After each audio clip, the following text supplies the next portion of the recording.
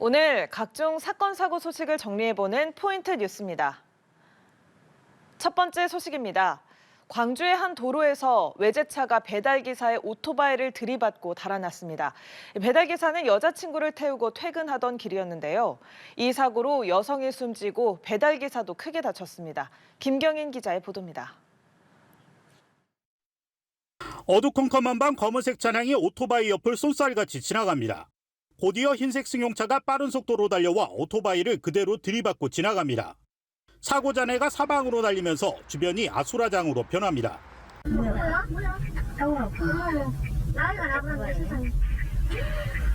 광주 서구 한 대로에서 사고가 난 건 24일 새벽 3시 10분쯤. 쌩 달려오는 차 소리가 났어. 그러고 있는데 요 앞에서 딱 소리가 났어. 벼락치게 가버린 게 그 사이카만 때려버리고 가버린 거야. 이 사고로 오토바이 뒷좌석에 타고 있던 20대 여성이 숨졌습니다. 또 오토바이 운전자인 20대 남성 A씨가 크게 다쳤습니다. 배달기사인 A씨는 새벽까지 일을 하다가 여자친구를 태우고 퇴근하던 길이었습니다. 오토바이는 사고 충격으로 100m 정도를 날아왔는데요. 보시는 것처럼 사고 충격으로 형체를 알아보기 힘들 정도로 심하게 부서졌습니다. 가해 차량인 마세라티 승용차는 구호 조치 없이 500m를 더 내달렸고 가해 운전자와 동승자는 차를 버리고 도주했습니다. 마세라티는 법인 소유, 자동차 보험 가입자는 개인으로 확인됐는데 연락이 두절된 상황입니다. 이 보험 가입자의 그 운전 핸드폰 번호를 특정을 했는데 이 번호가 1년간 통화 기록이 없어요. 지금 이제 다른 루트로 확인해 보고 있는 거죠. 경찰은 뺑소니 운전자를 검거해 음주운전 여부 등을 조사할 계획입니다.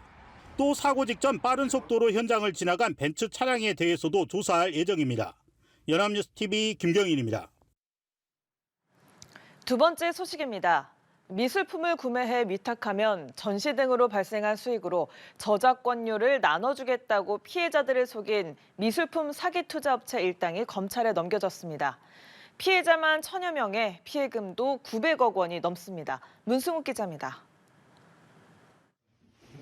서울 청담동에 있는 한 갤러리입니다. 캐비닛에는 수십여 점의 그림이 아무렇게나 꽂혀 있습니다. 그림은 무명 작가로부터 헐값에 빌린 건데 갤러리 측은 마치 고가의 미술품인 것처럼 가격 증명서를 조작해 팔았습니다. 심지어 대부분의 작품은 렌트조차 하지 않고 이미지 파일만으로 구매자들을 속였습니다. 있지도 않은 물건을 판 겁니다. 구매자가 실물을 확인하지 못하도록 계약을 하면 작품이 곧바로 갤러리로 옮겨진다는 거짓말까지 했습니다. 갤러리는 미술품을 구매하고 자신들에게 위탁 보관하면 전시 등을 통해 발생하는 수익으로 매달 1% 저작권료도 지급하겠다고 홍보했습니다. 하지만 이마저도 사기였습니다. 애초에 그림이 없으니 전시 등 수익 활동은 처음부터 이뤄질 수가 없었습니다. 갤러리 측은 이런 식으로 2019년부터 지난해 10월까지 1000여 명에게 총 3000여 점의 그림을 팔아 약 905억 원을 챙겼습니다. 피해 금원은 총책 비의 개인 사업 자금, 피해자들의 수당 및 명품 소비 등으로 대부분 사용하였으며 투자자들에게 지급해야 할 원금 및 저작권료는 신규 고객 유치 등을 통해 충당해온 것으로 확인되었습니다. 경찰은 갤러리 대표 등 주범 3명을 구속 송치했고 사업부장 등 11명을 불구속 송치했습니다. 경찰은 피해자들의 자택에서 명품 시계와 가방을 압수하고 122억 원 상당의 범죄 수익금도 기소 전 추징 보전했습니다. 연합뉴스TV 문승욱입니다. 다음 소식입니다. 합성 마약의 일종인 야바를 국내에 유통하고 상습 투약한 외국인 48명이 경찰에 붙잡혔습니다. 이들은 대부분 태국 국적의 불법 체류자 신분이었는데요. 경찰은 마약을 밀반입한 전달책과 지역별 판매책 등을 구속하고 5억 원 상당의 마약류를 압수했습니다. 천재상 기자입니다. 경찰관들이 제압된 남성의 몸을 수색합니다. 남성의 주머니에서 발견된 작은 지퍼백에서 분홍빛 알약이 쏟아져 나옵니다.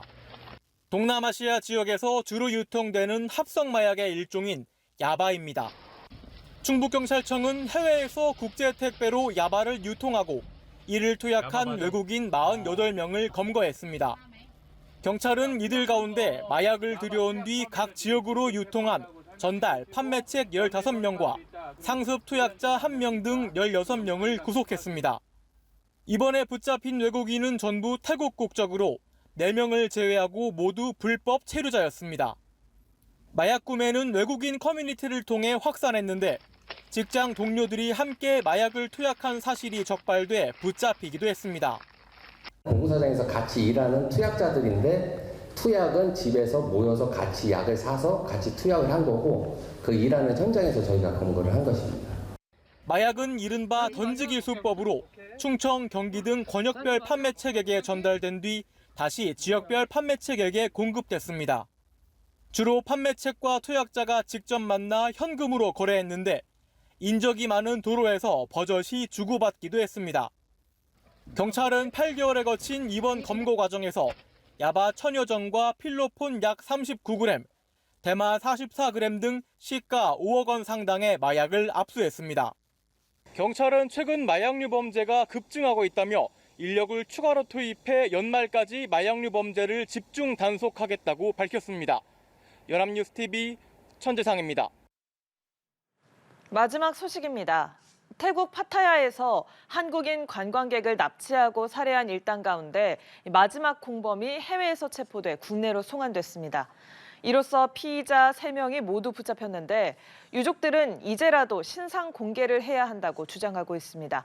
김영민 기자가 취재했습니다. 마스크로 얼굴을 가린 남성이 경찰관들에게 붙잡혀 공항 입국장을 빠져나옵니다. 경찰은 남성을 검은색 승합차에 태워 관할청인 경남경찰청으로 압송합니다.